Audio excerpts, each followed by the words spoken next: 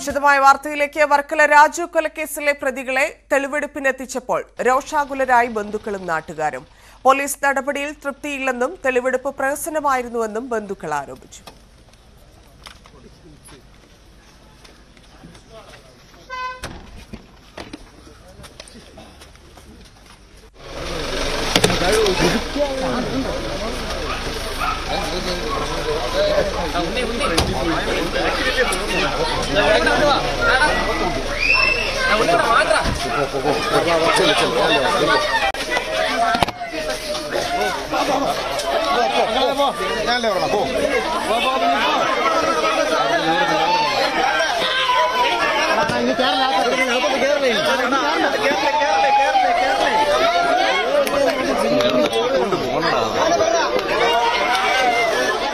പ്രതികളെ തിങ്കളാഴ്ച രാവിലെ വരെ പോലീസ് കസ്റ്റഡിയിൽ വിട്ടിരുന്നു. സംഭവ ദിവസം മദ്യപിച്ച ശേഷമാണ് പ്രതികൾ എത്തിയത്. ബാറിൽ വെച്ചാണ് പ്രതികൾ ഗൂഢാലോചന നടത്തിയത്. പ്രതികളെ വർക്കലയിലെ ബാറിലെത്തിച്ച് തെളിവെടുത്തു. വിനോദ് ചേർന്നു. വിനോദ്, പ്രതികൾക്കെതിരെ വലിയ രോഷമാണ് ബന്ധുക്കൾക്കുണ്ടായിരുന്നത്, സ്വാഭാവികമാണ്.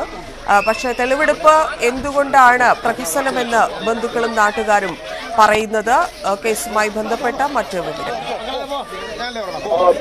ആറ്റിങ്ങൽ മജിസ്ട്രേറ്റ് കോടതി 3 ദിവസത്തേക്ക് പ്രതികളെ തുടർന്ന് അന്വേഷണ സംഘം ഇന്ന് തന്നെ തെളിവെടുപ്പ് പൂർത്തിയാക്കാനുള്ള തീരുമാനത്തിലായിരുന്നു. ആദ്യം തന്നെ ഇവർ വർക്കലയിൽ ഈ സംഭവ ദിവസം രാത്രിയോടുകൂടി മദ്യപിക്കാൻ വർക്കല ക്ലിപ്സിന് സമീപത്തെ ഒരു ബാറിൽ എത്തുകൂടിയിരുന്നു. 4 പ്രതികളും അവിടെ ഉണ്ടായിരുന്നു. തുടർന്ന് ഇവർ മദ്യപിച്ച ശേഷം പെൺകുട്ടിയുടെ വീട്ടിലേക്ക് വരികയായിരുന്നു. ഈ വരുന്ന വഴിയിൽ ഒരു റെസ്റ്റോറന്റിൽ നിന്ന് ഇവർ ഭക്ഷണം കഴിക്കുകയും ചെയ്തു. ആ റെസ്റ്റോറന്റിലും തെളിവെടുപ്പ് നടത്തി. തുടർന്നാണ് പ്രതികളെ കൊലപാതകം നടന്ന വീട്ടിലേക്ക് കൊണ്ടുവന്നത്. അവിടെ നാട്ടുകാരുടെയും ബന്ധുക്കളുടെയും വലിയ പ്രതിഷേധമുണ്ടായിരുന്നു. പ്രതികളെ ജീപ്പിനുള്ളിൽ തന്നെ ബാക്കിലെ ഡോറ് തുറന്ന് ഈ കൊലപാതകം നടന്ന സ്ഥലം പ്രതികൾ ചൂണ്ടിക്കാട്ടി കൊടുക്കുകയും കൊലപാതകം നടത്തിയ രീതി വിവരിക്കുകയും ചെയ്തു. വലിയ പ്രതിഷേധമാണ് അവിടെ ഉണ്ടായിരുന്നത്. തുടർന്ന് അവരെ പോലീസ് അവിടെ നിന്ന് കല്ലമ്പലം സ്റ്റേഷനിലേക്ക് കൊണ്ടുപോവുകയും ചെയ്തു. തുടർന്നുള്ള വിശദമായ ചോദ്യം ചെയ്യലും ആവശ്യമെങ്കിൽ മറ്റിടങ്ങളിലെ തെളിവെടുപ്പും ഉൾപ്പെടെ നടത്തേണ്ടതുണ്ട്. അവിടെയാണ് ചില സാങ്കേതിക പ്രശ്നങ്ങൾ, അതായത് പ്രതികളെ പുറത്തിറക്കി തെളിവെടുപ്പ് നടത്തിയില്ല എന്നതിലേക്ക് സഹോദരിയുടെ മകൾ ഉൾപ്പെടെയുള്ളവർ പ്രതികരണം നടത്തിയത് പ്രഹസനമാണ്, പോലീസ് നടപടി തൃപ്തിയില്ല എന്ന നിലയ്ക്കുള്ള ഒരു പ്രതികരണങ്ങൾ ചില ബന്ധുക്കളുടെ ഭാഗത്തു നിന്നുണ്ടായത്. എന്നാൽ പിന്നീട് നമ്മളോട് തന്നെ രാജുവിന്റെ മകൻ സംസാരിച്ചു. രാജുവിന്റെ മകൻ പോലും അവിടെ ആ സമയത്ത് വൈകാരികമായാണ് പ്രതികളെ കൊണ്ടുവന്നപ്പോൾ പ്രതികരിച്ചത്. അതുകൊണ്ട് തന്നെ അവിടെ വലിയ ആളുകളുടെ പ്രതിഷേധമുണ്ടായിരുന്നു. ഈ ഒരു സാഹചര്യം കൊണ്ടായിരിക്കാം പോലീസ് പ്രതികളെ പുറത്തിറക്കാത്തത് എന്ന കാര്യം രാജുവിന്റെ മകൻ ശ്രീഹരി പറയുന്നുണ്ട്. നമ്മുടെ തന്നെ ബൈറ്റിൽ അദ്ദേഹം അങ്ങനെ പറയുന്നുണ്ട്. സ്വാഭാവികമായും നേരത്തെയും ചില സ്ഥലങ്ങളിൽ ഇങ്ങനെ കേസുകളുമായി ബന്ധപ്പെട്ട് വലിയ തോതിൽ ആൾക്കൂട്ടം നിൽക്കുന്ന സ്ഥലങ്ങളിലാണെങ്കിൽ പോലീസ് ഇങ്ങനെയുള്ള ചില രീതി അവലംബിക്കും. ഇവിടെ ഒരു സ്പോട്ടിൽ തന്നെയാണ്, ഒരു സ്ഥലത്ത് തന്നെയാണ് ഈ കുറ്റകൃത്യങ്ങളും ഈ പ്രതികൾ വന്നു നിന്ന സ്ഥലവും എല്ലാം ഒരു സ്പോട്ട് തന്നെയാണ്. ഈ വാഹനം വന്ന് നിൽക്കുന്ന, അവരുടെ കാറ് വന്ന് നിൽക്കുന്ന സ്ഥലത്ത് തന്നെയാണ് രാജു ഉണ്ടായിരുന്നത്. അവിടെ വെച്ചാണ് ഈ ബഹളം കേട്ടെത്തിയ രാജുവിന്റെ വീട്ടുകാരെ തല്ലുന്നത്, മകളെ ഉൾപ്പെടെ തല്ലുന്നത്. അവിടെ വെച്ച് തന്നെ ഈ മൺവെട്ടി കൈ കൊണ്ട് രാജുവിന്റെ തലക്കടിച്ച് കൊലപ്പെടുത്തുകയും ചെയ്യുന്നു. തുടർന്ന് ഈ കാറിൽ തന്നെയാണ് ഈ ഓടിക്കൂടിയ ആളുകൾ രാജുവിനെ ആശുപത്രിയിലേക്ക് കൊണ്ടുപോയതെന്ന് അദ്ദേഹത്തിന്റെ ബന്ധുക്കളും പറയുന്നുണ്ട്. അതുകൊണ്ട് തന്നെ മറ്റിടങ്ങളിലെ കുറ്റകൃത്യവുമായി ബന്ധപ്പെട്ട വീടിന് പരിസരത്ത് മറ്റു സ്ഥലങ്ങളിലേക്ക് മറ്റു പ്രതികളെ കൊണ്ടുപോകേണ്ടതില്ല. അതുകൊണ്ട് തന്നെ ഈ ഒരു സാഹചര്യത്തിൽ പോലീസ് അങ്ങനെ നടപടി സ്വീകരിച്ചു എന്ന് വേണം കരുതാൻ. ഏതായിരുന്നാലും വ്യക്തമായ തെളിവുകളുമായി മുന്നോട്ട് പോകുമെന്ന് തന്നെയാണ് പോലീസ് ഉദ്യോഗസ്ഥർ വ്യക്തമാക്കുന്നത്. എറണാകുളം ജനറൽ ആശുപത്രിയിൽ വനിതാ ഡോക്ടറോട് മോശമായി സംസാരിച്ചതും ആംഗ്യം കാണിച്ചതും ചോദ്യം ചെയ്ത സഹപ്രവർത്തകനായ ഡോക്ടർക്ക് മർദ്ദനം. ഡോക്ടർ ഹനീഷ് മുഹമ്മദിനാണ് മർദ്ദനമേറ്റത്. സംഭവത്തിൽ മട്ടാഞ്ചേരി സ്വദേശികളായ റോബിൻ റോഷൻ, ജോസ് നീൽ സൈറസ് എന്നിവരെ അറസ്റ്റ് ചെയ്തു. ഡോക്ടർ ഹരീഷിന് നേരെ നടന്ന ആക്രമണം അപലപനീയമെന്ന് ആശുപത്രി superintendent doctor R Shahir Shah പ്രതികരിച്ചു. പ്രതികൾ മദ്യലഹരിയിലായിരുന്നോ എന്ന് സംശയിക്കുന്നു. ഡോക്ടറെ മർദ്ദിച്ചപ്പോൾ ആരും ഇടപെടാതെ കണ്ടുനിന്നത് ദൌർഭാഗ്യകരമാണെന്നും ഡോക്ടർ ഷാഹിർ ഷാ പറഞ്ഞു. അങ്ങനെ ഒരു റൂമിൽ നിന്ന് ഒരു വനിതാ ഡോക്ടറായിട്ടുള്ള ഹൗസ് സർജൻ അങ്ങോട്ട് മാറി സഞ്ചരിക്കുന്ന സമയത്ത് ഇവർ രണ്ടുപേരും ആ കാഷ്വാലിറ്റിയുടെ ട്രയജറി വെയിറ്റ് ചെയ്യായിരുന്നു തോന്നുന്നു. അവർ ആ സമയത്ത് ആ ചില ചേഷ്ടകളോ അങ്ങനെ കാണിക്കുകയും ആ വനിതാ ഡോക്ടർ വഴി തടസ്സപ്പെടുന്ന രീതിയിൽ നിൽക്കാനൊക്കെ ശ്രമിക്കുകയുണ്ടായി. പക്ഷേ അത് ചെറിയൊരു ചോദ്യം ചെയ്യലുണ്ടായിരുന്നു. പക്ഷേ അവിടെ സോറി പറഞ്ഞ് അവർ പിന്മാറുകയുണ്ടായിരുന്നു. ഈ പ്രതികളായി പറഞ്ഞ രണ്ട് കക്ഷികൾ പിന്മാറുകയുണ്ടായിരുന്നു. സോറി പറഞ്ഞ് പിന്മാറി. പിന്നീട് അത് കഴിഞ്ഞിട്ട് അവർ ഡ്യൂട്ടിയുടെ ഇടയിൽ ഒരു ആഹാരം കഴിക്കാൻ വേണ്ടി, ലഘുഭക്ഷണം കഴിക്കാൻ വേണ്ടി കാഫറ്റേരിയയുടെ മുമ്പിൽ വെയിറ്റ് ചെയ്യുന്ന സമയത്താണ് ഇവർ അതുവഴി നടന്നു പോവുകയും പ്രകോപിപ്പിച്ച് സംസാരിക്കുകയും ഒരു വലിയ പർപ്പസ്ലി പ്ലാൻഡ് ആയിട്ടുള്ള ഒരു ആക്രമണമായിരുന്നു. കാരണം നമുക്ക് ആ ദൃശ്യങ്ങളിൽ കാണാൻ പറ്റും. അവർ പുറകിൽ കണ്ട് നടന്നു പോവുകയും പിന്നെ തിരിച്ചു വന്ന് ഇവരെ അസഭ്യം പറയുകയും അത് പ്രകോപിപ്പിക്കുകയും അങ്ങനെ ചെയ്യുകയും പിന്നെ അത് കരുതിക്കൂട്ടി ആക്രമിക്കുകയും ചെയ്തു. അത് നമ്മൾ വളരെ പേടിപ്പെടുന്ന കാര്യമാണ്. നിസ്സാരമായൊരു ആക്രമണം ചവിട്ടായിട്ട് ഇതിന് തള്ളിക്കളയാൻ പറ്റത്തില്ല. മറിച്ച് ഒരു വലിയൊരു കരുതിക്കൂട്ടിയുള്ള ആക്രമണം. ഒരുപക്ഷെ ആ ആക്രമിയുടെ കയ്യിൽ എന്തെങ്കിലും ആയുധം ഉണ്ടായിരുന്നെങ്കിൽ ഒരു ആക്രമണ സമയത്ത് ഒരുപക്ഷെ നമ്മളെ സമചിത്വം നഷ്ടപ്പെട്ടു. കാരണം അവർ ലഹരിക്ക് അടിമയായിരുന്നു എന്ന് നമുക്ക് സംശയം ഉണ്ട്. കാരണം അവർ നടന്ന് നീങ്ങുന്നതിൽ അവർ ഗേറ്റ് വളരെ നടന്ന് നീങ്ങുന്ന ഫുഡ് സ്റ്റെപ്സ് അത്ര ഒരു സ്റ്റേബിളായിട്ട് നമുക്ക് തോന്നുന്നില്ല. അപ്പോൾ അത്തരത്തിലൊരു സാധനം ഒരുപക്ഷെ അവരുടെ കൈവശം ഒരു ആയുധം ഉണ്ടായിരുന്നെങ്കിൽ ഒരുപക്ഷെ നമ്മുടെ കേരളം ഒരിക്കൽ കൂടി ഒരു വലിയ ദുരന്തത്തിന് ഈ ദിവസം ഈ ഡോക്ടേഴ്സ് ദിനത്തിൽ നമ്മൾ ആകേണ്ടി വന്നേനെ. അപ്പോൾ ഇതിനകത്ത് നമുക്ക് കൗതുകമുള്ള ഒരു കാഴ്ചയെന്ന് പറഞ്ഞാൽ നമുക്ക് ഈ അവിടെ സാധാരണ പൊതുജനങ്ങൾ ചില അംഗങ്ങൾ ഉണ്ടായിരുന്നു. പക്ഷെ അവരാരും ഇത് ഇടപെടുകയോ തടസ്സപ്പെടുത്തുകയോ ചെയ്തിട്ടില്ല. അതാണ് ഞങ്ങളെ പേടിപ്പിക്കുന്ന കാര്യം. നമുക്ക് ആക്രമണങ്ങൾ നമുക്ക് ഒരിക്കലും ന്യായീകരിക്കാൻ കഴിയില്ല. അതിന് വേണ്ട രീതിയിൽ മറുപടി കൊടുക്കേണ്ടതുണ്ട്. നിയമവ്യവസ്ഥയുണ്ട്. സംഭവത്തിൽ കൃത്യമായ പോലീസ് ഇടപെടൽ ഉണ്ടായെന്ന് Kochi assistant commissioner C Jayakumar. അറസ്റ്റിലായ രണ്ടുപേരും ലഹരി കേസുകളിൽ പ്രതികളാണ്. ഹരീഷ് മുഹമ്മദ്, അതുപോലെ തന്നെ ഡോക്ടർ സുമി, അങ്ങനെയാണെന്ന് നമ്മൾ അവരുടെ പേര് കേട്ടത്. അവർ അവിടെ സംസാരിച്ചുകൊണ്ടിരുന്നപ്പോൾ ആദ്യം അപമര്യാദയായിട്ട് രണ്ടുപേരും വന്ന് പെരുമാറി. പിന്നീട് അവർ ഒത്തിരി ഒഫൻസീവായിട്ട് ഇത്തിരി പ്ലാൻഡായിട്ട് വന്ന് ഉപദ്രവിക്കാൻ ശ്രമിച്ചതായിട്ടാണ് ഉപദ്രവിച്ചു. അതാണ് നമ്മളുടെ അറിവ്. ഈ വിവരം ഇന്ന് രാവിലെ അറിഞ്ഞ ഉടനെ തന്നെ അവരെ ട്രേസ് ചെയ്യാൻ വേണ്ടി സൈബർ സെല്ലിൽ നിന്ന് ഞങ്ങൾക്ക് അതിൻ്റെ സൗകര്യം കിട്ടിയ സമയത്ത് തന്നെ രാവിലെയാണ് കിട്ടിയത്. അത് വച്ച് സിം ട്രേസ് ചെയ്ത് ആളുടെ അഡ്രസ്സ് എടുത്ത് ഇവിടുന്ന് പോലീസ് അവരെ പോയി അറസ്റ്റ് ചെയ്തുകൊണ്ട് പോലീസ് കൃത്യമായ നടപടി എടുത്തിട്ടുണ്ട്.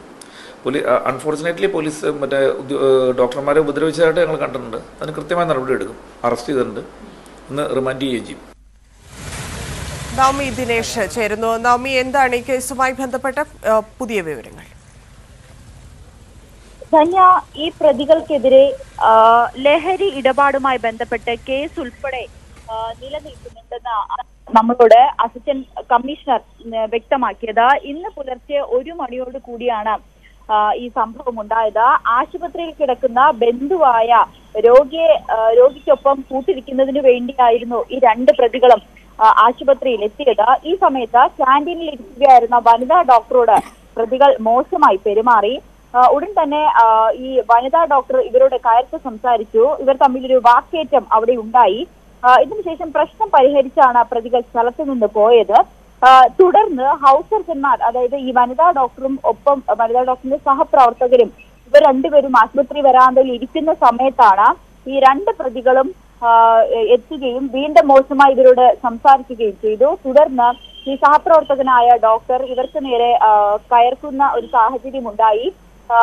ഇതിന് പ്രകോപനമായാണ് ഈ 2 പ്രതികളും ചേർന്ന് ഈ ഡോക്ടറെ ക്രൂരമായി മർദ്ദിച്ചത്. എന്തായാലും ഈ ഒരു ആക്രമണം തുടർച്ചയായി 2 തവണ ഇത്തരത്തിലൊരു മോശം പെരുമാറ്റം ഈ പ്രതികളുടെ ഭാഗത്തു നിന്നുണ്ടായ സാഹചര്യത്തിൽ ഇതൊരു ആസൂത്രിത നീക്കമാണ് എന്നാണ് സൂപ്രണ്ട് വ്യക്തമാക്കിയത്. വനിതാ ഡോക്ടറെ പ്രതികൾ 2 തവണയാണ് ശല്യം ചെയ്തത്. ഈ ആരോഗ്യ പ്രവർത്തകർക്കെതിരെ ഇത്ര ഉള്ള നിയമങ്ങൾ ശക്തമാക്കിയിട്ട് പോലും ഇത്തരത്തിലുള്ള ആക്രമണങ്ങൾ തുടർച്ചയാകുന്നത് വളരെ വിഷമകരമായ ഒരു സാഹചര്യമാണ്. ഒപ്പം തന്നെ ഈ പ്രതികൾ മദ്യലഹരിയിലായിരുന്നു എന്നാണ് പോലീസ് നമ്മളോട് പറഞ്ഞത്. ഒപ്പം തന്നെ ഇവർക്കെതിരെ ഈ റോഷൻ എന്ന പ്രതിക്കെതിരെ 7 കേസുകളാണ് രജിസ്റ്റർ ചെയ്തിട്ടുള്ളത്. അതിൽ ലഹരി ഇടപാടുമായി ബന്ധപ്പെട്ട കേസ് ഉൾപ്പെടെയുണ്ട്. എന്തായാലും പ്രതികളെ ജനറൽ ആശുപത്രിയിൽ എത്തി തെളിവെടുത്തു. അതിനുശേഷം ഇനി കോടതിയിൽ ഹാജരാക്കാനാണ് പോലീസിന്റെ നീക്കം. ശരി, നന്ദി നവമി. എറണാകുളം ജനറൽ ആശുപത്രിയിൽ ഡോക്ടർമാർക്ക് നേരെയുണ്ടായ ആക്രമണത്തെ അപലപിച്ച് മന്ത്രി വീണ ജോർജ്. ഡോക്ടേഴ്സ് ദിനത്തിൽ ഡോക്ടർമാർ ആക്രമിക്കപ്പെട്ടത് അംഗീകരിക്കാനാകില്ല. ആരോഗ്യ പ്രവർത്തകരോട് പൊതുസമൂഹം മാന്യമായി പെരുമാറണമെന്നും വീണ ജോർജ്. കുറ്റക്കാർക്കെതിരെ കർശനമായ നടപടി സ്വീകരിക്കുമെന്നും മന്ത്രി. ഡോക്ടർ വന്ദനാദാസിന്റെ കൊലപാതകത്തിൽ സിബിഐ അന്വേഷണം ആവശ്യപ്പെട്ട് കുടുംബം ഹൈക്കോടതിയിൽ. നിലവിലെ അന്വേഷണത്തിൽ തൃപ്തിയില്ലെന്നും പോലീസിന്റെ വീഴ്ചയടക്കം സിബിഐ അന്വേഷിക്കണമെന്നുമാണ് കുടുംബം ആവശ്യപ്പെടുന്നത്. ഹർജിയിൽ സർക്കാരിന്റെയും പോലീസിന്റെയും വിശദീകരണം ഹൈക്കോടതി തേടി. ഡോക്ടർ വന്ദനാദാസ് കൊലക്കേസിൽ അന്വേഷണത്തിൽ സർക്കാർ വകുപ്പുകൾക്ക് ഗുരുതര വീഴ്ച സംഭവിച്ചെന്നാണ് കുടുംബത്തിന്റെ ആരോപണം. കേസ് പരിഗണിച്ച ജസ്റ്റിസ് ബെച്ചു കുര്യന്റെ ബെഞ്ച് ഹർജിയിൽ സർക്കാരിന്റെയും പോലീസിന്റെയും വിശദീകരണം തേടി. അന്വേഷണം അവസാന ഘട്ടത്തിലേക്ക് കടന്നിട്ടും വന്ദനയെ കൊല ചെയ്യാനുള്ള കാരണമെന്തെന്ന് കണ്ടെത്താൻ ക്രൈംബ്രാഞ്ചിന് കഴിഞ്ഞിട്ടില്ല. പ്രതിയുടെ മെഡിക്കൽ പരിശോധനാ റിപ്പോർട്ടും പോലീസ് കണ്ടെത്തലും രണ്ടായതിനാൽ കേസ് പ്രതിസന്ധിയിലാകും. കേസിൽ എഫ്ഐആർ എടുത്തതു മുതലുണ്ടായ പിഴവുകൾ വിസ്താരവേളയിലും തിരിച്ചടിയായേക്കുമെന്നാണ് വിലയിരുത്തൽ. സിബിഐ അന്വേഷണം ആവശ്യപ്പെട്ട് കുടുംബം നൽകിയ ഹർജിയിൽ സർക്കാർ നിലപാടും നിർണായകമാകും. ന്യൂസ് 18 കൊച്ചി. കെപിസിസി അധ്യക്ഷൻ കെ സുധാകരനെ കൊലപ്പെടുത്താൻ സിപിഎം വാടക കൊലയാളികളെ അയച്ചെന്ന് ദേശാഭിമാനി മുൻ അസോസിയേറ്റ് എഡിറ്റർ ജി ശക്തിധരൻ. സുധാകരനെ എങ്ങനെ വകവരുത്തിയാലും സ്വീകരിക്കുന്ന ഒരു സമൂഹത്തെ സൃഷ്ടിച്ചിട്ടുണ്ട്. സുധാകരൻ കൊല്ലപ്പെടേണ്ടവനാണെന്ന ചിന്ത കമ്മ്യൂണിസ്റ്റുകാരുടെ ബോധതലത്തിൽ സൃഷ്ടിച്ചെടുത്തിട്ടുണ്ടെന്നും ശക്തിധരൻ ഫേസ്ബുക്ക് പോസ്റ്റിൽ കുറിച്ചു. മുഖ്യമന്ത്രിക്കെതിരെയും ഒളിയം പൊളിപ്പിച്ചാണ് ഫേസ്ബുക്ക് പോസ്റ്റ്. തൊഴിലാളി വർഗത്തിനൊപ്പം സഞ്ചരിക്കുന്നതിന് പകരം കൊലയാളി സംഘത്തിനൊപ്പം സഞ്ചരിക്കുന്ന രീതിയിലേക്ക് കമ്മ്യൂണിസ്റ്റ് പാർട്ടികൾ മാറിയെന്നും ശക്തിധരൻ ഫേസ്ബുക്ക് പോസ്റ്റിൽ ആരോപിക്കുന്നു. ജി ശക്തിധരന്റെ വെളിപ്പെടുത്തൽ ശരിവെച്ച് കെപിസിസി അധ്യക്ഷൻ കെ സുധാകരൻ. തന്നെ അപായപ്പെടുത്താൻ സിപിഎം ആളെ അയച്ചിട്ടുണ്ടാകാം. ജി ശക്തിധരന്റെ വെളിപ്പെടുത്തലിൽ കേസെടുക്കുമെന്ന് കരുതുന്നില്ലെന്നും ജി ശക്തിധരനോട് ഫോണിൽ വിളിച്ച് നന്ദി പറയണമെന്നാണ് ആഗ്രഹമെന്നും സുധാകരൻ. തീരുമാനിച്ച് അവർ ചെയ്തിട്ടുണ്ടെങ്കിൽ ഞാനിപ്പോൾ ഉണ്ടാവില്ലല്ലോ. അപ്പോൾ അവർ ചെയ്തിട്ടില്ല. പക്ഷേ എന്തെങ്കിലും സംവിധാനത്തിൽ അത് പിൻവലിഞ്ഞു പോയിട്ടുണ്ടാവാം. ഇതൊന്നൊന്നുമല്ല. ഇതുപോലെ പലവട്ടം പല സന്ദർഭങ്ങളിൽ പലയിടങ്ങളിൽ അവരാളുകളെ വെച്ചിരുന്നു അയച്ചിരുന്നു എന്നുള്ളത് എനിക്കറിയാം. അങ്ങനെ ഒരുപാട് സന്ദർഭങ്ങൾ മറികടന്നാണ് ഞാൻ ഇവിടെ എത്തിയിട്ടുള്ളത്. എൻ്റെ ജീവൻ എടുക്കാൻ അവർ വിചാരിച്ചാൽ പറ്റില്ല. ഞാൻ ദൈവവിശ്വാസിയാ. ദൈവം വിചാരിക്കണം എന്നെങ്കിലേ നടക്കുള്ളൂ. കെ സുധാകരനെ വധിക്കാൻ ശ്രമിച്ചെന്നും പറ്റാഞ്ഞതാണെന്നും പ്രതിപക്ഷ നേതാവ് വി ഡി സതീശൻ. സുധാകരനെ ഏത് വിധേനയും ഞങ്ങൾ ചേർത്ത് പിടിക്കും. ജി ശക്തിധരന്റെ വെളിപ്പെടുത്തൽ സർക്കാർ അന്വേഷിക്കാൻ തയ്യാറായോ എന്നും വി ഡി സതീശൻ തിരുവനന്തപുരത്ത് ചോദിച്ചു. കേരളത്തിലെ ജനാധിപത്യ വിശ്വാസികളും കോൺഗ്രസ് പ്രവർത്തകരും നെഞ്ചിലേറ്റിയിട്ടുള്ള ഒരു കോൺഗ്രസ് നേതാവിനെ കൊല ചെയ്യാൻ ഈ CPM ഗൂഢപദ്ധതി ഇട്ടുവെന്നാണ്. അന്വേഷിക്കോ? നിങ്ങൾ അന്വേഷിക്കോ? ഈ വെളിപ്പെടുത്തൽ ആരുമല്ലല്ലോ വെളിപ്പെടുത്തിയത്. ദേശാഭിമാനി പത്രത്തിന്റെ അസോസിയേറ്റ് എഡിറ്ററായിരുന്ന മുഖ്യമന്ത്രിയുടെ സന്തത സഹചാരിയായിരുന്ന ജി ശക്തിധരനാണ്. അദ്ദേഹം കൂടി പ്രതിചേർക്കപ്പെടാവുന്ന തരത്തിലുള്ള ഒരു കാര്യം ധീരതയോടുകൂടി ആ മനുഷ്യൻ വേട്ടയാടപ്പെട്ടപ്പോഴാണ് പൊട്ടിത്തെറിച്ച് പറഞ്ഞത്. അപ്പോഴെങ്കിലും ഇത് പറഞ്ഞല്ലോ. അപ്പൊ CPMന്റെ തനിനിറം പുറത്തു വന്നിരിക്കുകയാണ്. സുധാകരനെ കൊല്ലാൻ നോക്കിയതാണ്, പറ്റാഞ്ഞിട്ടാണ്. പല വഴി നോക്കിയതാണ്, പറ്റാഞ്ഞിട്ടാണ്. ഞങ്ങൾ അദ്ദേഹത്തെ ചേർത്തു പിടിക്കും, ചങ്കു കൊടുത്തും ഞങ്ങൾ അദ്ദേഹത്തെ സംരക്ഷിക്കുമെന്ന് പറഞ്ഞത് അതുകൊണ്ടാണ്. പുനർജനി പദ്ധതിയിൽ പ്രതിപക്ഷ നേതാവ് വി ഡി സതീഷിനെതിരെ പ്രാഥമിക അന്വേഷണം ആരംഭിച്ച് ഇ.ഡി. പദ്ധതിയുമായി ബന്ധപ്പെട്ട് വിദേശ സംഭാവന നിയന്ത്രണ നിയമം ലംഘിച്ചിട്ടുണ്ടോ എന്നാണ് ഇ.ഡി. പരിശോധിക്കുക. ചട്ടങ്ങൾ ലംഘിച്ചെങ്കിൽ വി ഡി സതീഷിനെതിരെ കേസെടുത്ത് അന്വേഷണം ആരംഭിക്കും. പുനർജനി പദ്ധതിയുമായി ബന്ധപ്പെട്ട വിദേശ സംഭാവന നിയന്ത്രണ നിയമം ലംഘിച്ചിട്ടുണ്ടോ എന്നാണ് ഇ.ഡി. പരിശോധിക്കുക. വി ഡി സതീശന്റെ വിദേശയാത്ര, പണപ്പിരിവ്, പണത്തിന്റെ വിനിയോഗം എന്നിവയും അന്വേഷണത്തിന്റെ പരിധിയിൽ വരും. FCRA, ഫെമ ചട്ടങ്ങൾ ലംഘിച്ചെങ്കിൽ വി ഡി സതീശനെതിരെ കേസെടുത്ത് അന്വേഷണം ആരംഭിക്കും. ഇ.ഡി. കൊച്ചി യൂണിറ്റാണ് അന്വേഷണം നടത്തുക. വിജിലൻസിൽ നിന്നും അന്വേഷണ വിവരങ്ങൾ ശേഖരിക്കാനുള്ള നീക്കവും ഇ.ഡി. നടത്തുന്നുണ്ട്. പുനർജനി പദ്ധതിയുമായി ബന്ധപ്പെട്ട് ചട്ടങ്ങളൊന്നും ലംഘിച്ചിട്ടില്ലെന്നാണ് പ്രതിപക്ഷ നേതാവിന്റെ വിശദീകരണം. പ്രളയ ദുരിതാശ്വാസത്തിന്റെ ഭാഗമായാണ് പുനർജനി പദ്ധതി 2018 വി ഡി സതീശൻ പറവൂർ മണ്ഡലത്തിൽ ആരംഭിക്കുന്നത്. പദ്ധതിക്കായി വിദേശത്തുനിന്ന് സഹായം ലഭിച്ചുവെന്നാണ് ആരോപണം. വിജിലൻസ് പ്രാഥമിക അന്വേഷണം നടത്തുന്ന കേസിൽ എൻഫോഴ്സ്മെന്റ് ഡയറക്ടറേറ്റും ഇപ്പോൾ അന്വേഷണത്തിലേക്ക് കടക്കുകയാണ്. ന്യൂസ് 18 കൊച്ചി. ഏതന്വേഷണത്തെയും സ്വാഗതം ചെയ്യുന്നുവെന്ന് പ്രതിപക്ഷ നേതാവ്. പുനർജനി പദ്ധതിയുമായി ബന്ധപ്പെട്ട് എന്താ ചെയ്തതെന്ന് എല്ലാവർക്കും അറിയാം. സർക്കാർ ശ്രമിക്കുന്നത് പ്രതിപക്ഷത്തെ അപമാനിക്കാനാണെന്നും വി ഡി സതീശൻ. കരിന്തളം കോളേജിൽ വ്യാജ പ്രവൃത്തി പരിചയ സർട്ടിഫിക്കറ്റ് നൽകി ജോലി നേടിയ കേസിൽ കെ വിദ്യയ്ക്ക് കോടതി ജാമ്യം. കർശന ഉപാധികളോടെയാണ് ഹോസ്ദുർ കോടതി ജാമ്യം അനുവദിച്ചത്. ഒരു മാസക്കാലമായി താനും കുടുംബവും അനുഭവിച്ചത് വലിയ മാനസിക പ്രയാസമാണെന്നും മാധ്യമ രാഷ്ട്രീയ അജണ്ടകളാണ് നടന്നതെന്നും കെ വിദ്യ പ്രതികരിച്ചു. പ്രിയ വർഗീസിന്റെ നിയമനം ശരിവച്ചതിനെതിരെ UGC സുപ്രീം കോടതിയെ സമീപിക്കും. കേരള ഹൈക്കോടതി വിധിക്കെതിരെ അപ്പീൽ നൽകണമെന്ന് UGCക്ക് നിയമോപദേശം ലഭിച്ചതിന്റെ അടിസ്ഥാനത്തിലാണ് തീരുമാനം. ഹൈക്കോടതി വിധിയോടെ 2018 റെഗുലേഷനിൽ പറയുന്ന അധ്യാപനം പരിചയം അപ്രസക്തമാണെന്നും നിയമോപദേശത്തിൽ പറയുന്നു. ഹൈക്കോടതി വിധി അടിയന്തരമായി സ്റ്റേ ചെയ്യണമെന്ന് സുപ്രീം കോടതിയിൽ UGC ആവശ്യപ്പെട്ടേക്കും. ചെയ്യാത്ത കുറ്റത്തിന് 72 ദിവസം ജയിലിൽ കിടന്നതിന്റെ പരിഭ്രമം മാറാത്ത നിലയിലാണ് ചാലക്കുടിയിലെ ബ്യൂട്ടി പാർലർ ഉടമ ഷീല സണ്ണി. മയക്കുമരുന്ന് കേസിൽ തന്നെ പെടുത്തിയവരെ പിടികൂടും വരെ നിയമ പോരാട്ടം തുടരുമെന്ന് ഷീല ന്യൂസ് 18നോട് പറഞ്ഞു. കുറ്റക്കാരായ ഉദ്യോഗസ്ഥർക്കെതിരെ നടപടിയുണ്ടാകുമെന്ന് എക്സൈസ് മന്ത്രി MP രാജേഷ് വ്യക്തമാക്കി. പന്നിയങ്കരയിലെ പ്രദേശവാസികളിൽ നിന്ന് ടോൾ പിരിക്കാനുള്ള നീക്കത്തിൽ നിന്ന് താൽക്കാലികമായി പിന്മാറി കരാർ കമ്പനി. ജനപ്രതിനിധികൾ നടത്തിയ ചർച്ചയിൽ ഓഗസ്റ്റ് 15 വരെ തൽസ്ഥിതി തുടരാൻ തീരുമാനമായി. നേരത്തെ പന്നിയങ്കര ടോൾ പ്ലാസയിൽ വിവിധ രാഷ്ട്രീയ പാർട്ടികളുടെ നേതൃത്വത്തിൽ പ്രതിഷേധ മാർച്ച് നടത്തിയിരുന്നു.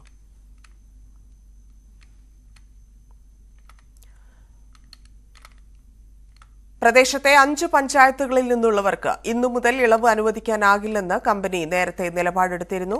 ഇതേ തുടർന്ന് വിവിധ രാഷ്ട്രീയ പാർട്ടികൾ ഇതിൽ പ്രതിഷേധം നടത്തിയിരുന്നു. ആ പ്രതിഷേധത്തിലാണ് കരാർ കമ്പനി നിലപാട് മാറ്റിയത്. നമ്മുടെ രാജ്യത്ത് ഒരിടത്തും നടക്കാൻ പാടില്ലാത്ത കാര്യമാണ് മണിപ്പൂരിൽ സംഭവിക്കുന്നതെന്ന് ചങ്ങനാശ്ശേരി രൂപത arch bishop Mar Joseph Perumthottam. രാജ്യത്തിന്റെ അഖണ്ഡതയും സമാധാനവും കാത്തുസൂക്ഷിക്കുന്നതിൽ ആശങ്ക ഉയരുകയാണ്. ചൈനയെയും പാകിസ്ഥാനെയും പ്രതിരോധിക്കുമെന്ന് പറയുന്നവർക്ക് ഒരു ചെറിയ സംസ്ഥാനം സംരക്ഷിക്കാൻ കഴിയാതെ പോകുന്നുവെന്നും അദ്ദേഹം വിമർശിച്ചു. സംസ്ഥാനത്ത് പനി ബാധിച്ച് ഇന്ന് 3 മരണം. തൃശൂരിൽ 2 പേരും തിരുവനന്തപുരത്ത് ഒരാളും മരിച്ചു. തൃശൂർ കുരിയച്ചിറ സ്വദേശി അനീഷ് സുനിൽ 34 വയസ്സ്, നാട്ടികയിൽ ജോലി ചെയ്യുന്ന പശ്ചിമബംഗാൾ സ്വദേശിനി ജാസ്മിൻ ബീബി എന്നിവരാണ് മരിച്ചത്. ഇരുവരും മെഡിക്കൽ കോളേജിൽ ചികിത്സയിലായിരുന്നു. ജാസ്മിൻ എലിപ്പനി ബാധിച്ചാണ് മരിച്ചതെന്നാണ് സംശയം. തിരുവനന്തപുരം കല്ലറ സ്വദേശി കിരൺ ബാബു എന്ന 26-കാരനും പനി ബാധിച്ച് മരിച്ചു. പനിയെ തുടർന്ന് സ്വകാര്യ ആശുപത്രിയിൽ ചികിത്സയിലിരിക്കെയാണ് മരണം. ബാബു രഞ്ജി ദമ്പതികളുടെ മകനാണ് കിരൺ. ഡെങ്കിപ്പനി ലക്ഷണങ്ങളോടെയാണ് കിരൺ ചികിത്സ തേടിയത്. കണ്ണൂർ വളപട്ടണത്ത് 2 വയസ്സുകാരിയെ തെരുവ് നായ്ക്കൾ ആക്രമിച്ചു. ഇതര സംസ്ഥാന തൊഴിലാളിയുടെ മകൾ റസ്റ്റിക്കാണ് കടിയേറ്റത്. കുട്ടി കണ്ണൂർ ജില്ലാ ആശുപത്രിയിൽ ചികിത്സ തേടി. പത്തനംതിട്ട ഇലന്തൂരിൽ 6 പേരെ ആക്രമിച്ച നായയ്ക്ക് പേവിഷബാധ സ്ഥിരീകരിച്ചു.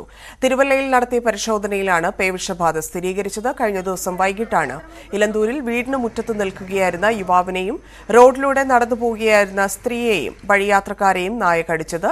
ആക്രമണത്തിൽ പരിക്കേറ്റവർ ചികിത്സ തേടിയിരുന്നു. തലസ്ഥാനം എറണാകുളത്തേക്ക് മാറ്റണമെന്ന ഹൈബീഡന്റെ സ്വകാര്യ ബിൽ എതിർപ്പുയർത്തി കേരളം. ആവശ്യം പരിഗണിക്കേണ്ടതില്ലെന്ന് മുഖ്യമന്ത്രി അറിയിച്ചു. ഹൈബീഡന്റെ ആവശ്യം നിരാകരിക്കണമെന്ന് കേരളം കേന്ദ്ര സർക്കാരിനോട് ആവശ്യപ്പെടും. ലോക്സഭയിൽ അവതരിപ്പിച്ച സ്വകാര്യ ബില്ലാണ് കേരളത്തിന്റെ തലസ്ഥാനം തിരുവനന്തപുരത്ത് നിന്ന് എറണാകുളത്തേക്ക് മാറ്റണമെന്ന് ആവശ്യപ്പെട്ടത്. ഇന്നത്തെ സ്വർണം, വെള്ളി, പ്ലാറ്റിനം നിരക്കുകൾ. തരകൻസ് റോയൽ ജ്വല്ലറി ഇന്നത്തെ സ്വർണ്ണവില ബ്രോട്ട് യു ബൈ അനധികൃത വിൽപ്പനക്കാരിൽ നിന്നും സ്വർണ്ണം വാങ്ങി ഇനി ആരും വഞ്ചിതരാവരുത്. Tharakans royal jewellery, Kunnamkulam. സ്വർണ്ണം ഗ്രാമിന് 5405 രൂപ, പവന് 43,240 രൂപ, വെള്ളി ഗ്രാമിന് 76 രൂപ, കിലോ 76,000 രൂപ, പ്ലാറ്റിനം ഗ്രാമിന് 3,236 രൂപ, ഔൺസിന് 1,650 രൂപ. തരകൻസ് റോയൽ ജ്വല്ലറി ഇന്നത്തെ സ്വർണ്ണവില ബ്രോട്ട് യു ബൈ അനധികൃത വിൽപ്പനക്കാരിൽ നിന്നും സ്വർണ്ണം വാങ്ങി ഇനി ആരും വഞ്ചിതരാവരുത്. Tharakans royal jewellery, Kunnamkulam. 3 മണി വാർത്ത പൂർണ്ണമാകുന്നു. നമസ്കാരം.